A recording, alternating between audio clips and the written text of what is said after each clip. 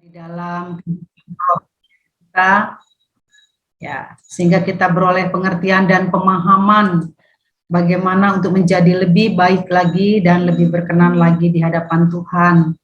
Topik kita malam hari ini melanjutkan topik kita di minggu yang lalu, yaitu tentang kemarahan. Kemarahan ini adalah salah satu hal yang mungkin sangat mempengaruhi kehidupan kita, sehingga kita di dalam kehidupan kita akan sangat mengganggu dalam hubungan kita dengan Tuhan, terutama terlebih-lebih lagi ya juga di hadapan teman-teman kita, keluarga kita, saudara-saudara kita. Minggu yang lalu kita sudah berbicara tentang apa arti kemarahan. Ya, marah yang seperti apa yang menjadi dosa, ya itu kita sudah bahas.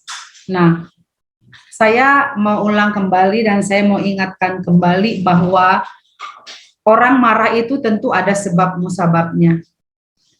Tidak mungkin orang marah tiba-tiba marah tanpa sebab. Pasti ada sebabnya dia marah. Ya. Kita kemarin sudah mengenal tipe-tipe kemarahan, ya, bahwa yang pertama ada memang kemarahan itu kemarahan yang memang benar, ya. Alkitab mengatakan boleh marah, kita jawab kemarin ya boleh marah, tetapi kemarahannya itu adalah kemarahan yang benar. Misalnya kita marah karena anak kita nakal, kita marah karena ada sesuatu yang di dalamnya kita mau mengajar orang bahwa itu salah apa yang dia lakukan, ekspresi kita mungkin marah. Ya saudaraku, jadi yang kedua adalah kemarahan yang mulai seperti firman Tuhan katakan jadi dosa. Kenapa? Karena kemarahan ini disertai dengan rasa jengkel. Ya saudaraku, jengkel, marah dan geram. Nah, ini sudah masuk ke ranah dosa, ya. Itulah sebabnya firman Tuhan katakan, janganlah matahari terbenam sebelum padam amarahmu.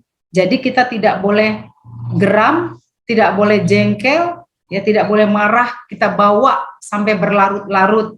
Kenapa? Karena ini bisa memberi kesempatan kepada iblis untuk menjatuhkan kita, untuk menyerang kita.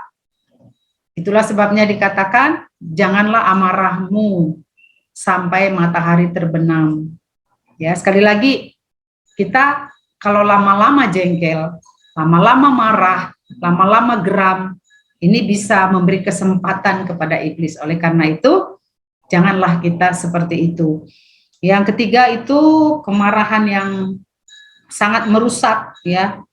Tipe kemarahan yang seperti ini adalah tipe yang mudah tersulut. Ada penyebabnya, dia langsung cepat-cepat marah tanpa pikir panjang, ya. Dan biasanya kemarahan yang seperti ini berujung kepada kekerasan dan pengerusakan. Meledak-ledak kita sebutkan tipe ini di minggu yang lalu. Nah, ibu-ibu yang diberkati oleh Tuhan, kenapa marah itu dilarang? Karena akan menyebabkan hal-hal yang tidak baik di dalam kehidupan kita. Apa itu? Yang pertama adalah kita buka Yakobus pertama, Yakobus 1 ayat 19 sampai 20. Ibu-ibu saya minta boleh seorang untuk membacanya. Yakobus pada pasal yang pertama ayat 19 sampai 20.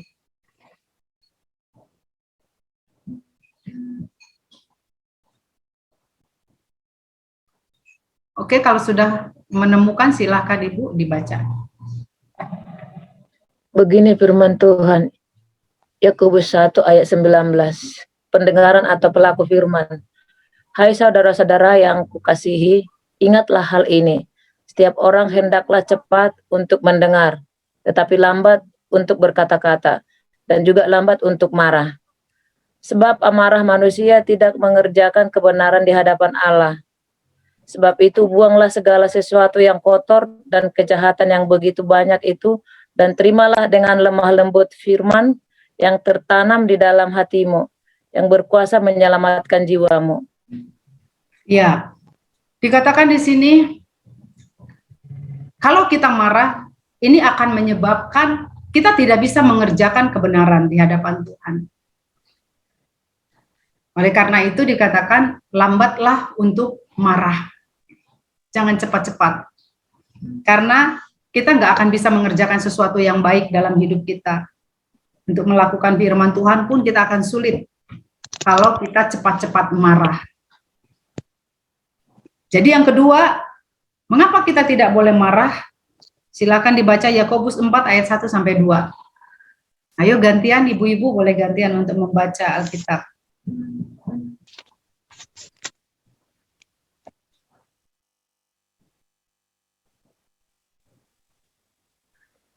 Yakobus 4 ayat 2.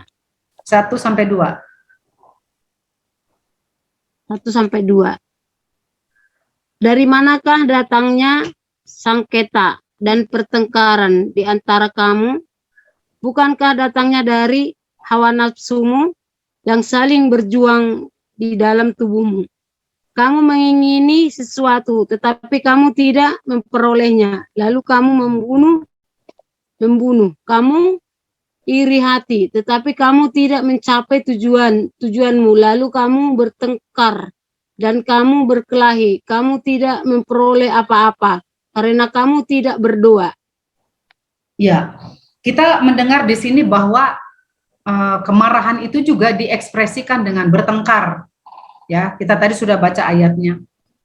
Mengapa kita nggak boleh marah? Karena dia akan menjadi penghalang doa. Sering kita sudah berdoa sama Tuhan, tetapi ada yang menghalangi sehingga doa kita tidak terjawab. Salah satu adalah kemarahan. Ya, mungkin kita boleh check up kembali, Tuhan, saya udah banyak berdoa tapi doa saya belum terjawab juga. Mungkin kita boleh check up kembali. Mungkin kita sering marah-marah, bertengkar ya. Saudaraku, ternyata ini adalah salah satu penghalang doa. Yang ketiga, apa sebabnya kalau kita marah-marah? Amsal 29 ayat 1. Cepat-cepat ya Bu dibaca. Oke, silakan dibaca, boleh gantian Amsal 29 ayat 1.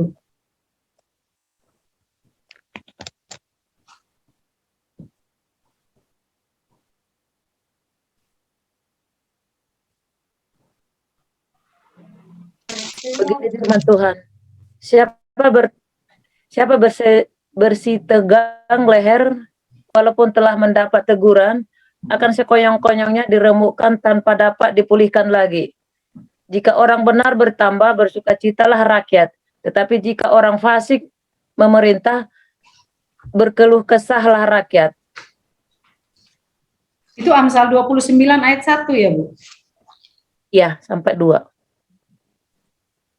Oh, maaf. Oh, Amsal 29 ayat 11, Bu. Sorry. Ayat 11, Bu. Begini firman Tuhan, orang bebal melampiaskan seluruh amarahnya, tetapi orang bijak akhirnya merendahkannya.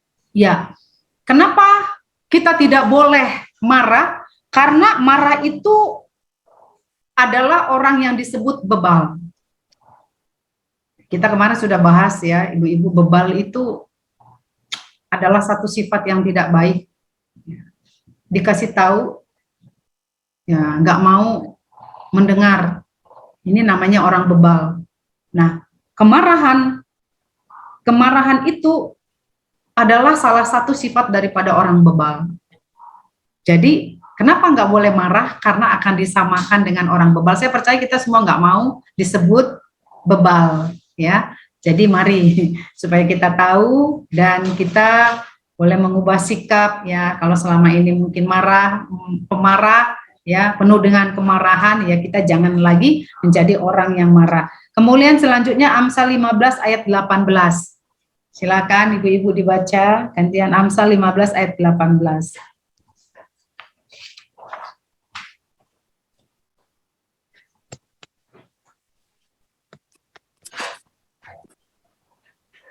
Amsal 15 ayat 18, demikian bunyi firman Tuhan. Si pemarah membangkitkan pertengkaran, tetapi orang yang sabar memadamkan perbantahan. Ya, ternyata orang yang marah itu, ya, pemarah itu akan membangkitkan pertengkaran, sukanya bertengkar. Kita perlu check up diri kita masing-masing, apakah kita adalah wanita-wanita atau ibu-ibu yang suka bertengkar. Ya, kita ini berkata bahwa kemarahan itu bisa membangkitkan pertengkaran. Kalau sudah bertengkar, ini adalah sesuatu yang tidak baik. Ya, saya kira kalau kita punya sifat bertengkar, ya saudaraku, ini juga akan menjauhkan kita dari orang lain. Orang nggak akan mau dekat-dekat dengan kita. Kerjanya itu hanya bertengkar melulu, gitu ya. Nah, oleh karena itu, mari kita jangan lagi tinggal di dalam kemarahan. Yang terakhir, apa kata Alkitab tentang kemarahan? Pengkhotbah 7 ayat 9. Silakan dibaca, Bu.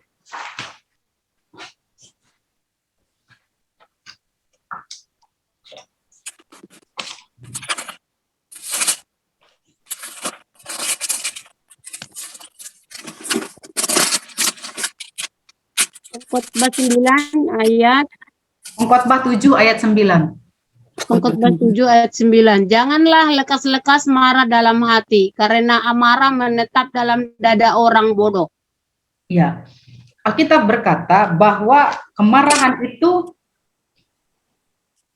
disebut orang bodoh. Ya. Dan kemarahan itu disimpan di dalam dada. Kita bisa membayangkan kalau ada amarah, kita simpan di dalam dada kita.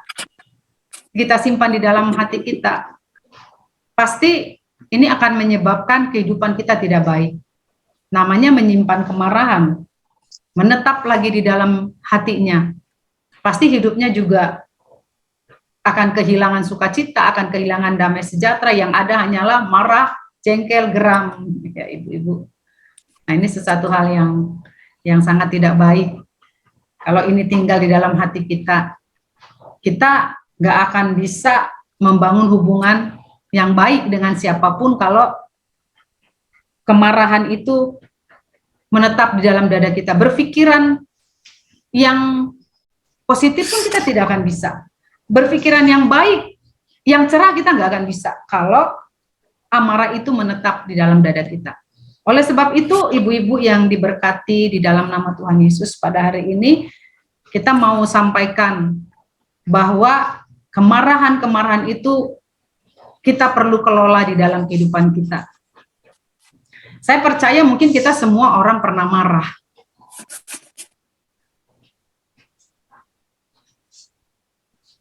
Nah, kalau kita tidak bisa mengelolanya dengan baik, ini akan menjadi sesuatu yang sangat mengganggu kehidupan kita. Apalagi kita ibu-ibu ya, di hadapan Tuhan, kita juga orang-orang yang melayani.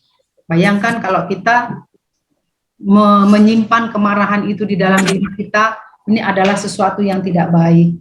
Maka hari ini saya mau sampaikan bagi kita bagaimana cara kita mengelola supaya kemarahan itu kita bisa hilangkan di dalam diri kita. Ya, karena memang Alkitab berkata, buanglah kemarahan. Memang harus dibuang. Nggak bisa tinggal dalam diri kita. Saya baca firman Tuhan, kok firman Tuhan nggak bilang dikit-dikit kita harus bisa belajar untuk melupakannya, untuk melepaskannya. Tapi Alkitab kita berkata, buanglah kegeraman, buanglah kemarahan dari dalam hidupmu, karena itu sangat mengganggu kehidupan kita. Yang pertama adalah kita perlu mengelola kemarahan itu di dalam kehidupan kita, yaitu dengan cara apa? Ibu-ibu, dengan cara mengenali pemicu atau penyebab. Saya percaya setiap orang marah itu pasti ada sebabnya. Gak mungkin orang ujuk-ujuk marah. Pasti ada kelainan kalau begitu ya. Dikit-dikit marah, dikit-dikit marah. Gak mungkin. Biasanya orang tuh pasti marah itu karena ada sebab musababnya. Ternyata kita penting sekali mengelola dengan cara mengetahui apa sebabnya kita marah. Kepada siapa kita marah? Misalnya, pertama kepada manusia, saya marah sama siapa? Mungkin sama pasangan kah? sama anak, sama keluarga gitu ya. Itu dari segi manusianya. Ternyata dari segi manusia ini kita juga bisa dipancing gitu ya untuk marah. Kita cari dulu penyebabnya. Kenapa saya marah terhadap anak saya? Apa karena anak saya tidak patuh sama saya? Apa karena saya tidak didengarkan? Kenapa saya marah sama pasangan saya gitu? Marah dimaksud di sini bukan sekali-sekali, ini mungkin udah sering lihat dikit-dikit lihat dia marah, dikit-dikit lihat dia rasanya jengkel, ya geram gitu, emosi gitu ya, ibu-ibu ya. Nah ini kita perlu lihat dulu apa sebabnya. Mungkin juga penyebab yang lain, kejadian atau situasi gitu ya. Kadang-kadang kita sedang nggak mood, mungkin pikiran kita sedang kalut gitu. Mungkin kita sedang sedih atau ada sesuatu di dalam pikiran kita. Nah, situasi ini juga menjadi pemicu bagi kita untuk gampang marah. Sehingga ada orang di sekitar kita yang baik-baik ngomong, kita akhirnya terpicu untuk marah. Karena sebenarnya situasi kita yang sedang tidak baik. Coba kita pelajari, mungkin kita sering juga ada di posisi seperti ini. Mungkin ibu-ibu capek gitu ya, situasinya sedang capek gitu ya. Atau mungkin sedang ada yang dipikirkan gitu. Itu mungkin menjadi sebuah pemicu bagi kita menjadikan kita marah. Kemudian lingkungan juga bisa menjadi pemicu bagi kita untuk marah. Misalnya tetangga gitu ya. Saya juga banyak melihat orang marah sama tetangga, marah karena tetangga itu adalah pemicu ya yang menyebabkan kita marah. Kemudian bisa juga pemicunya adalah harapan kita yang nggak terpenuhi. Mungkin tadinya kita punya target seperti ini, tapi ternyata tidak terpenuhi. Ternyata hal ini juga bukan hanya menimpa kita sebagai ibu-ibu rumah tangga, tapi juga menimpa kita sebagai kita hamba-hamba Tuhan. Kadang-kadang ada harapan kita yang nggak terpenuhi, ya harapan kita dalam pelayanan nggak terpenuhi. Ini juga bisa menjadi sebuah pemicu kemarahan. Ya, yang akhirnya kita ekspresikan kemarahannya mungkin sama teman-teman pelayanan, sama jemaat mungkin kita bisa marah gitu ya, saudaraku. Juga ini bisa menimpa kita. Kemudian bisa juga pemicunya adalah tujuan kita yang terhalang. Mungkin kita tadinya punya sebuah tujuan, tapi tidak tercapai, akhirnya kita marah. Nah, jadi jelas orang marah itu pasti ada pemicunya. Lalu kalau sudah seperti ini, apa yang harus kita lakukan? Kita perlu melihat diri kita ya. Mungkin pada saat itu biasanya orang marah ini karena dia ada sesuatu di dalam dirinya. Biasanya mungkin dia sedang tertekan, dia mungkin sedang sakit hati kepada orang lain ya, sehingga tanpa sadar kita melampiaskan kemarahan kita kepada orang-orang tersebut. Saya yakin ibu-ibu mungkin kita itu coba kita cek diri kita, mungkin kita ini marah-marah gitu ya. Mungkin karena hati kita tuh sedang sakit, sedang luka, sedang tersinggung gitu. Nggak sadar kita lampiaskan sama orang, sama jemaat. Ya. Kadang-kadang kita juga sebagai hamba Tuhan perlu juga ya introspeksi diri ya. Bisa jadi kita nih sama teman pelayanan juga marah-marah, abis kamu sih nggak mau ngedengerin dan lain sebagainya. Jadi begini-begini dan lain sebagainya. Ya mungkin sebenarnya karena di dalam diri kita ada sesuatu yang membuat kita seperti itu. Nah, inilah pemicu. Jadi kemarahan tadi karena ada yang memicu. Nah, oleh karena itu apa yang harus kita lakukan dalam hal ini, Ibu-ibu?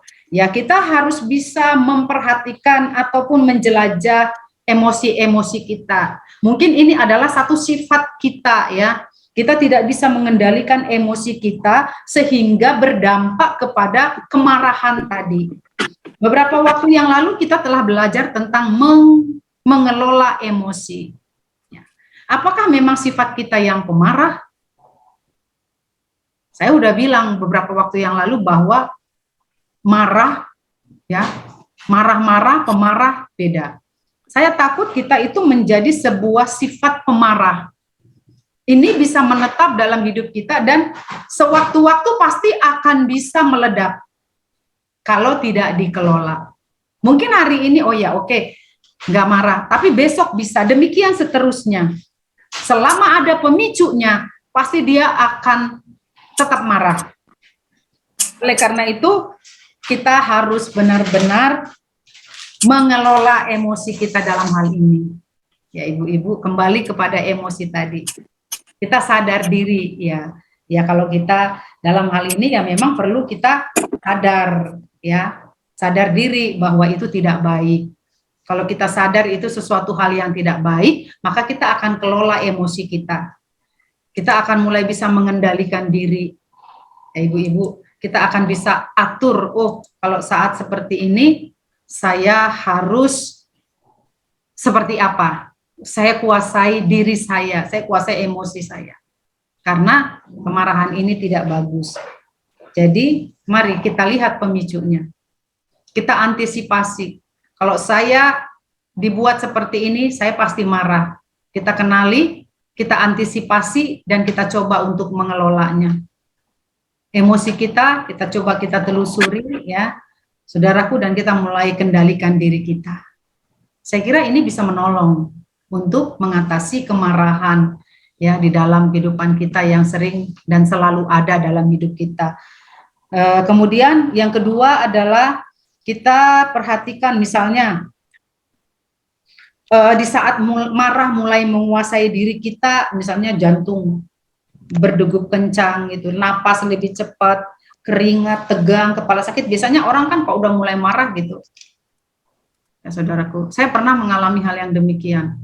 Seperti mau meledak rasanya di dalam hati. Kepada siapa saya marah sepertinya begini, pokoknya awas ya, nanti kalau ketemu gitu ya. Orangnya udah makin mendekat, jantung kita makin deg-deg-deg begitu ya. Karena kita mau marah, biasanya seperti itu ya ibu-ibu. Nah, bagaimana keadaannya kalau sudah seperti ini? Nah, kita mau kelola dengan cara kita mulai kalau bisa mengalihkan perhatian kita ya, supaya tidak meledak keluar. Dengan cara apa? Kita tadi udah antisipasi. Kalau saya udah kayak gini gitu ya, ini udah mau tumpah nih rasanya gitu ya. Lihat orang mau marah nih, ibu gembala gitu lihat pelayan-pelayan udah mau marah rasanya, udah mau meledak gitu ya. Pernah ngalamin ibu-ibu jantungnya duk duk duk duk duk duk duk gitu ya. Pernah ya, panas rasanya gitu ya. Pokoknya udah mau tumpah keluar. Mungkin kita sering seperti itu. Kepada siapa aja mungkin kita sering seperti itu. Nah, bagaimana cara kita mengelolanya? Kita mulai alihkan perhatian. Kita mulai belajar terus dan belajar terus di hadapan Tuhan ya. Kita alihkan perhatian kita supaya itu tidak sampai meledak keluar. Kita berusaha tarik nafas dan tenangkan diri. Gak mudah, tapi kan kita mau kelola. Kita mau belajar ya. Mulai kita berpikir dengan jernih. Alkitab kita berkata di dalam Amsal 16 ayat 32, bahwa orang yang menguasai diri itu, dia adalah seperti pahlawan yang melebihi orang yang berebut kota. Ternyata firman Tuhan mengajarkan kita untuk menguasai diri. Ibu-ibu pernah nggak udah mau meledak, tapi jadi tidak jadi? Itu adalah orang yang bisa menguasai diri. Saya mau ngomong nyerocos, tapi akhirnya jadi direm. Dikuasai, kata dikuasai itu dirinya. Ya, mau meledak gitu ya, mau marah bener-bener, aduh tangannya juga udah dikepalkan. Jangan kira yang seperti ini laki-laki aja, ibu-ibu juga, perempuan juga udah sampai mengepalkan tangan ini. Mau marah, pokoknya mau habis-habisan. Ya, seringkali kita kalau udah dalam posisi kayak gini, kita nggak pikir panjang nanti akibatnya. Ya, kita hanya yang penting saya puas. Gitu. Kalau udah meledak, saya udah omongin apa yang saya omongin, gitu ya. Biasanya saya puas, tapi kita tidak tahu bahwa orang yang akan kita omongin itu sakit hati, tersinggung, gitu ya. Kita nggak pikir panjang biasanya dalam hal itu, betul nggak ibu-ibu? Kalau pokoknya saya udah keluarkan ini ke suami saya, misalnya gitu ya, ke anak saya, ke teman saya, ya gitu ya, ke teman pelayanan gitu. Pokoknya kalau saya udah keluarkan ini, saya puas. Gitu biasanya Bu ya. Tapi dampaknya ada orang lain yang tersinggung, sakit hati, tidak nyaman. Oleh karena itu kita sekarang tahu, maka kita belajar menguasai. Ya. Ketika kita belajar menguasai, kita akan mulai berpikir, kalau saya lakukan kayak gini efeknya nanti apa? Hasilnya nanti seperti apa? Gitu ya. Makanya kadang-kadang iya ya benar ya. kalau saya ngomong kayak gini nanti kalau tersinggung, gimana lagi nanti pelayanan ini, kan kita mulai pikirkan. Nanti kalau saya ngomong kayak gini, saya puas, tapi suami saya sakit hati. Ya, jadi nggak nyaman lagi. Oleh karena itu, mari kita belajar menguasai diri. Kata menguasai diri itu saya yang kuasai diri saya. Supaya tidak jadi meledak. Ya, ibu-ibu. Firman Tuhan mengajarkan bagi kita bahwa ini lebih hebat daripada seorang pahlawan yang merebut kota. Menurut saya, pahlawan itu hebat. Satu orang pahlawan bisa merebut satu kota, berperang dia. Pasti dielu-elukan dia sebagai seorang pahlawan. Ya mungkin namanya seumur hidup akan dikenang, gitu ya, di Taman Makam Pahlawan misalnya begitu ya. Bahkan namanya akan dicatat menjadi dalam sebuah sejarah. Itu penting, tapi ternyata firman Tuhan mengajarkan kita lebih hebat lagi kalau kita menguasai diri. Jadi kalau kita bisa menguasai kemarahan kita, ibu-ibu kita lebih hebat dari pahlawan. Ya, kitalah pahlawan-pahlawannya gitu. Waduh, luar biasa betapa hati kita itu dibandingkan seluruh kota itu sekecil apa sebenarnya hati kita. Tapi menguasai ini, waduh, nggak mudah banget. Benar-benar nggak mudah. Tapi firman Tuhan mengajarkan, ya kita lebih hebat dari pahlawan kalau kita bisa kuasai. Jadi mari kita kuasai hati kita. Kemudian yang selanjutnya gimana cara kita mengelola kemarahan kita, yaitu ya mungkin berbicara kepada orang yang menyebabkan kita marah. Saya tahu ini hal yang nggak mungkin, hal yang nggak mudah. Ibu pernah nggak kita misalnya mau marah gitu ya sama seseorang, tapi akhirnya kita nggak marah dan akhirnya kita bicara sama orang tersebut, kita bilang begini, kita panggil, kita bilang, saya itu sebenarnya kesel sama kamu, saya itu sebenarnya jengkel sama kamu, saya itu sebenarnya mau marah. Ibu-ibu pernah nggak merasa terbuka seperti itu? Sebelum kita mengeluarkan kata-kata kemarahan kita, Bu Endang, mungkin pernah nggak bilang begini, saya tuh sebenarnya mau marah, saya tuh mau kesel gitu ya, sama kamu karena begini-begini gitu ya, karena kau buat saya jengkel dan lain sebagainya. Ya, ini mungkin adalah salah satu cara juga untuk mengelola. Walaupun ini sulit, tapi bisa juga kita lakukan. Misalnya, Nak, dipanggil anaknya, Mama tuh sebenarnya marah sama kamu, kesel. Kenapa kamu nggak nurut? Saya bilang seperti ini misalnya. Nah ini saya kira adalah salah satu cara juga untuk mengelola supaya kita tidak jadi marah, ya ibu-ibu. Nah kita sampaikan sama dia alasan kita mengapa kita marah. Nah saya katakan tadi ini bukan hal yang mudah. Dalam hal ini apa yang dibutuhkan? Kita harus berbesar hati. Orang yang seperti ini berbesar hati namanya. Bisa jadi ibu-ibu mungkin seperti itu gitu ya. Saya tahu ada juga orang yang kayak gitu. Bu, bisa Bu? Ya. Ya Bu ya, bisa ya.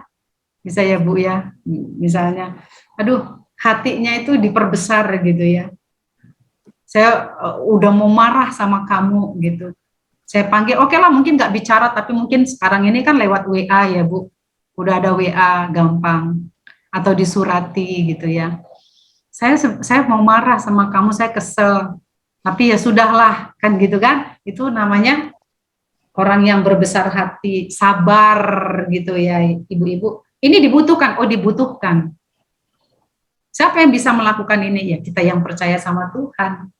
Kita nggak bicara orang bicara orang dunia mungkin ya nggak bisa. Marah ya dibalas marah, mungkin seperti itu. Kita tahu ya Bu ya. Ya mungkin kita berbeda sebagai orang yang percaya. Ya, firman Tuhan kita selalu mengajarkan untuk tidak membalas. Jadi kita mungkin gak membalas marah dengan marah, tapi mungkin bisa berdamai dengan dia dan berbicara dengan baik-baik. Ini juga menolong cara kita mengelola kemarahan. Belajar boleh mulai dari hari ini. Mungkin WA-in boleh. Bu Gembala, saya tuh Bu Gembala sebenarnya sama Bu Gembala tuh mau marah. Saya tuh jengkel, saya tuh kesel karena Ibu Gembala tuh ngomong seperti ini. Itu juga bisa menyalurkan rasa marah kita, bisa dibuat seperti itu. Iya nggak apa-apa. Saya kira kalau kita udah ngomong kayak gitu, nggak mungkin dari sana balik marah sama kita. Pasti kita saling bisa memahami. Jadi sekali lagi kita harus berbesar hati dalam hal ini. Kemudian yang keempat adalah bagaimana cara kita mengelola kemarahan adalah dengan menyerahkan perasaan marah kita pada Tuhan. Udah jelas ya. Ya. kita mengakui kemarahan kita. Ya, ibu-ibu pernah nggak, Tuhan saya tuh marah, saya tuh kesel sebenarnya. Nah, kita boleh dengan jujur ya mengakui dan menyerahkannya kepada Tuhan. Ini adalah hal yang sangat penting. Kita mau mengizinkan Tuhan membersihkan hati kita dari berbagai perasaan yang seperti itu. Ya, salah satunya adalah cara kita mengelola ya seperti ini. Kita serahkan kemarahan kita sama Tuhan. Ya, mungkin kita izinkan Tuhan melawat hati kita yang mungkin kita sakit hati, makanya kita marah. Mungkin kita dendam, makanya kita marah. Mungkin kita kecewa, makanya kita marah. Ya, mungkin perasaan kita diperlakukan tidak adil. Ya, kita marah. Ada banyak hal yang mungkin kita alami, ada ketidakadilan. Orang lain, ya misalnya gini, kita udah tolong orang lain, misalnya gitu ya, kok orang lain malah ngomongin kita, mungkin jelekin kita, padahal kita udah nolong orang gitu. Mungkin kita mengalami hal yang demikian gitu. Kita udah tolong keluarga, kok malah keluarga ini memusuhi kita, malah ngejelek-jelekin kita gitu. Jadi kita mengalami rasa ketidakadilan. Mungkin kita banyak mengalami hal yang seperti itu. Ya ibu-ibu dalam hidup kita. Makanya banyak orang mencetuskan kemarahannya itu suka bilang lupa kacang akan kulitnya gitu ya. Sudah ditolong nggak tahu terima kasih dan lain sebagainya gitu. Ya kadang-kadang kalau dipikir-pikir kita udah tolong orang, orang lain ngomongin kita, orang lain menfitnah kita, tapi kenapa kita yang jadi kecewa, kenapa kita yang jadi sakit hati, kenapa kita yang jadi luka batin? Nah ini hal perlu kita kelola dengan baik, supaya jangan kita yang ditimpa perasaan seperti itu. Kita udah nolong kok malah kita yang susah. Nah, oleh karena itu kita mau serahkan ini sama Tuhan. Kita jangan, mulai dari hari ini kita mau belajar ibu-ibu, jangan pernah kasih hati kita untuk rasa sakit hati, dendam, kebencian, kepahitan. Ya, firman Tuhan katakan ya bagi kita itu jangan tinggal di dalam hati kita. Kalau ini tinggal, ini disebut kejahatan. Jadi tidak bagus. Oleh karena itu kita serahkan sama Tuhan. Kita percaya hanya Tuhan yang bisa tolong kita. Saya percaya ketika kita serahkan beban kita sama Tuhan, Tuhan akan menolong kita untuk meringankan beban kita, ya, memberikan damai sejahtera kepada kita. Nah, ini akan menolong hidup kita. Ini salah satu cara kita mengelola.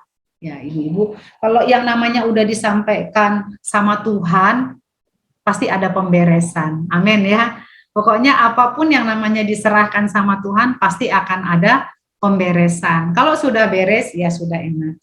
Yang terakhir adalah bagaimana cara kita mengelola kemarahan kita itu dengan memelihara persekutuan pribadi dengan Tuhan. Sesuatu yang mungkin sering diucapkan, tetapi adalah sesuatu yang harus terus-menerus diingatkan bagi kita, karena kadang kita lupa memiliki persekutuan pribadi dengan Tuhan. Bayangkan kalau kita nggak punya persekutuan pribadi dengan Tuhan, dalam arti kata jauh dari Tuhan, pasti hati kita akan diliputi sesuatu yang tidak baik. Tetapi kalau kita terus-menerus membangun hubungan persekutuan pribadi dengan Tuhan, pasti hati kita akan dipenuhi oleh kasih, maka kita akan mudah memaafkan orang.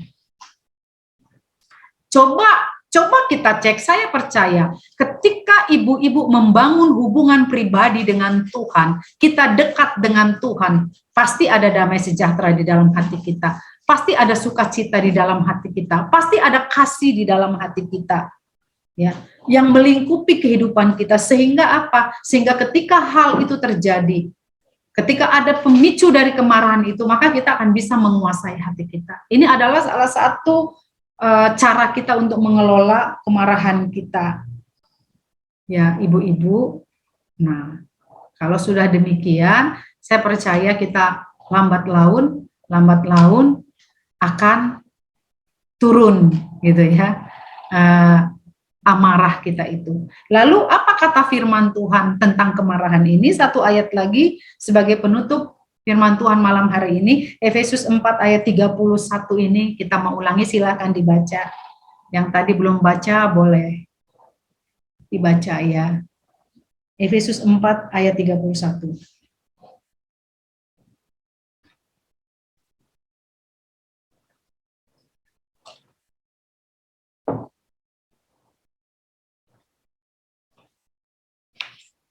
Silahkan Bu.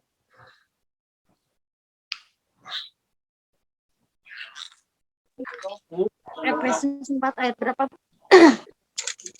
Efesus 4 ayat 31. Efesus 4 ayat 31. Segala kepahitan, kegeraman, kemarahan, pertikaian dan fitnah hendaklah dibuang dari antara kamu. Demikian pula segala kejahatan.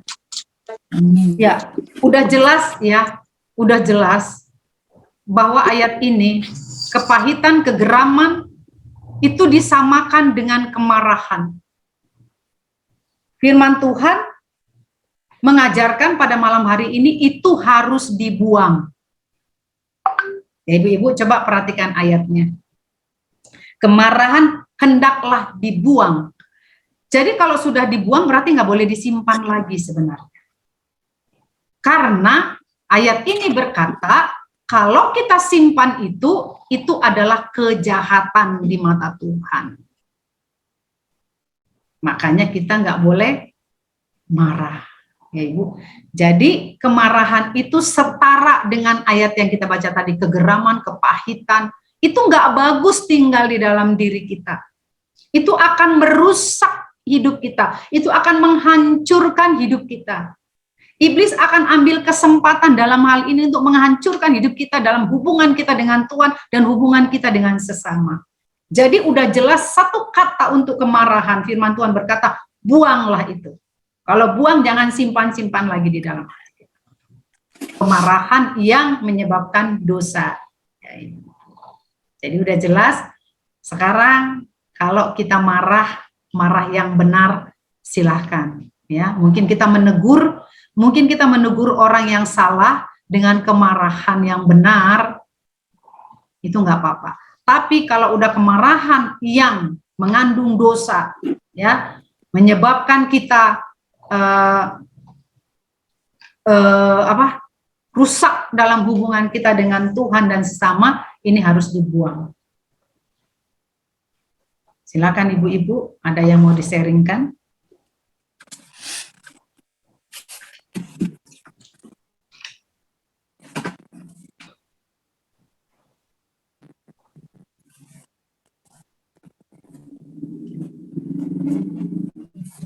Setelah 2 minggu kita berbicara tentang kemarahan. Kira-kira apakah ibu-ibu masih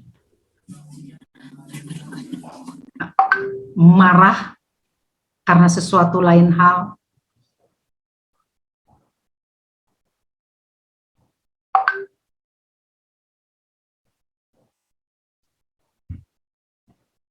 Ayo, ada yang mau sharing, Bu? Adakah perubahan di dalam beberapa waktu ini tentang kemarahan? Mungkin kita harus praktek ya. Kapan terakhir kali ibu-ibu marah?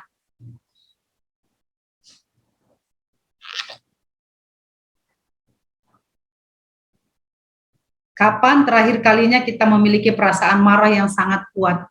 Apakah di minggu-minggu ini, ibu-ibu?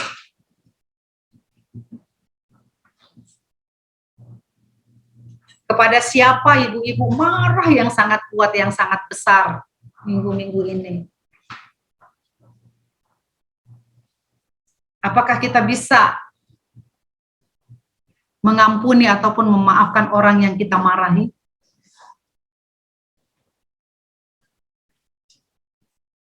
Dengan belajar firman Tuhan ini.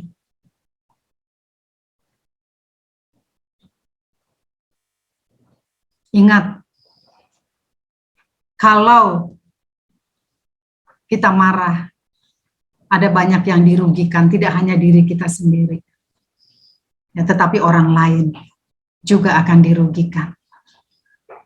Orang lain juga akan sakit hati. Orang lain juga akan mengalami luka-luka batin dan perasaan. Berarti itu tidak baik kita lakukan dalam kehidupan kita. Jadi mulai dari hari ini kita belajar untuk membuangnya dengan berhenti marah. Bisakah kita ibu-ibu?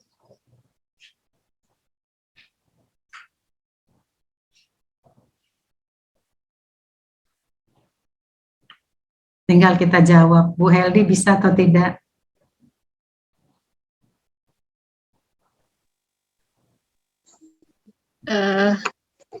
Minta pertolongan sama Tuhan, Bu, pasti bisa. Amin. Amin. Ya, karena memang ayatnya bilang buang ya, Iya, buang. jadi buang itu ibaratnya kalau marah itu sampah, Bu, dalam hati. Jadi harus dibuang. Ya. Karena kalau dipelihara itu akan jadi kepahitan, jadi nggak bikin damai sejahtera, jadi bikin kita ya nggak damai sejahtera sih, Bu. Jadi buat saya sih amarah itu adalah sampah, jadi harus dibuang, jangan dipelihara. Setuju ya, saya setuju. Ya. Karena itu sampah, itu tidak bagus tinggal di dalam tempat yang baik. Ya, sampah harus dibuang ke tempat sampah. Ya, memang firman Tuhan bilang buang ya, buanglah ke tempat sampah. Ya, buang sampah pada tempatnya. Ya, ibu-ibu. Gimana Ibu Diana? Kapan Ibu Diana marah paling kuat terakhir, Bu? Tadi juga marah, Bu. Tadi Tapi masih belajar tidak marah. Iya. Tadi masih marah ya Bu ya? Marah, tapi bukan marah-marah. Oh ya, bagus. Saya berharap kita mengerti dan memahami tentang kemarahan ini. Marah boleh, kita sudah dengar kemarin ya Bu ya. Marah boleh. Ya, yang namanya kita marahin anak, masa nggak boleh kalau anak kita nakal. Ya, itu marah yang benar. Pasti ada marah yang benar. Kan gitu. Kalau kita bilang kamu jangan nakal gitu ya, kamu nggak boleh mencuri, kamu nggak boleh berbohong dengan nada yang tinggi, mungkin itu marah yang benar. Tapi yang tidak diperbolehkan adalah marah yang membuat kita dosa. Dengan adanya jengkel, geram, ya amarah dalam hati kita, apalagi dipendem sampai bermalam gitu ya. Nah ini yang nggak boleh. Jadi ya puji Tuhan Ibu Diana marah, tapi bukan marah yang apa tadi Bu? Tidak marah-marah, Bu. Yang marah-marah ya. Ya. Tapi ada satu hal, Bu ya. Saya akhir-akhir ini mau meledak marah saya karena ada masalah sedikit di lingkungan saya ini. Tapi ketika kita marah nggak ada gunanya sebenarnya. Ketika saya marah malah tambah ribet. Tapi ketika saya ngediamin, ada pembalasan untuk itu. Jadi mending kita diam. Sebenarnya mending kita diam. Tuhan punya cara untuk membalas sesuatu. Ketika kita jengkel sama orang itu berbuat seolah-olah dia sesuka hatinya di komplek ini. Ada di sini, Bu. Ada cerita saya sedikit. Ada seorang bapak-bapak. Ini komplek mau menguasai dia di sini. Karena saya di sini sebagai ketua di komplek ini mau marah sama dia.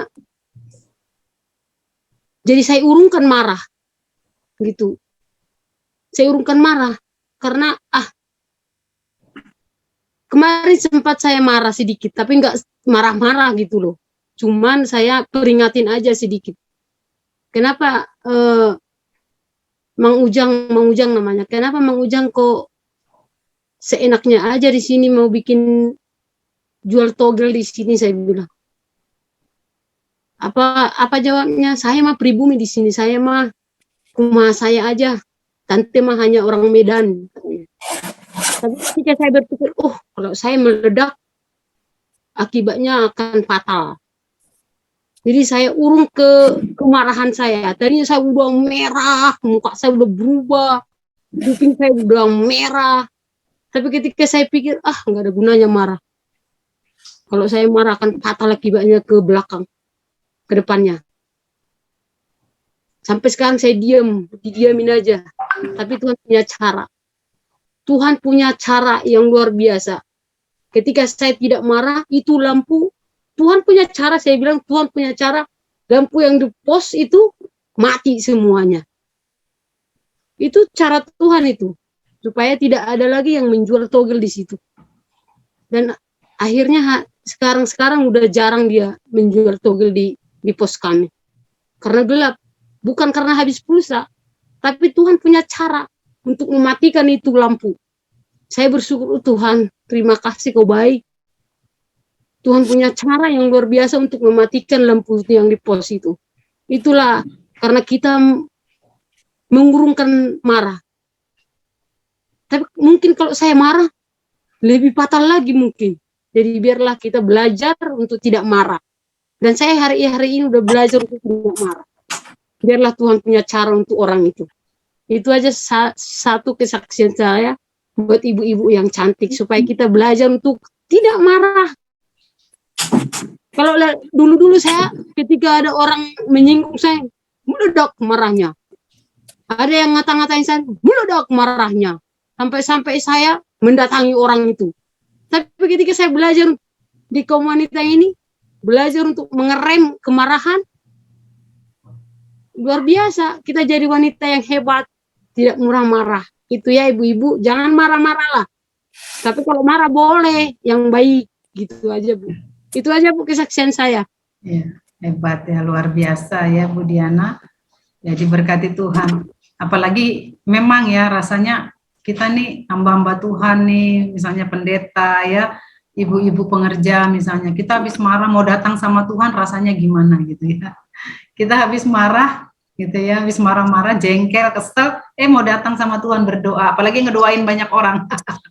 Ya rasanya pasti hubungan kita dengan Tuhan rasanya terganggu gitu ya, habis marah dengan anak, habis marah dengan suami, habis marah dengan orang, terus kita mau datang sama Tuhan, kayaknya aduh deh, mau datang ibadah sama Tuhan, aduh deh, makanya benar Tuhan bilang, beresin dulu tuh dengan orang lain gitu ya, yang kamu marah-marah tadi, beresin dulu baru datang sama aku, karena memang nggak damai sejahtera datang sama Tuhan dengan kondisi yang seperti itu. Jadi ini adalah satu pelajaran yang penting bagi kita. Saya percaya ketika kita menuruti firman Tuhan, karena maksud Tuhan adalah baik, ya. Karena itu tidak baik, maka nggak boleh tinggal di dalam diri kita. Tapi biarlah sesuatu yang baik, sesuatu yang indah, sesuatu yang membuat damai sejahtera, sukacita, biarlah tinggal di dalam kehidupan kita. Biarlah Tuhan terus membentuk kita menjadi lebih baik lagi dan berkenan lagi di hadapan Tuhan. Kita akan berkata goodbye kemarahan gitu ya. Selamat datang, damai sejahtera, sukacita yang daripada Tuhan terus memberkati kita. Tuhan Yesus memberkati, amin.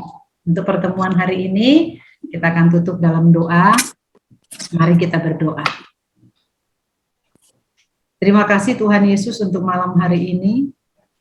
Di dalam pertemuan kami, ibadah wanita, ya Tuhan yang telah berlangsung.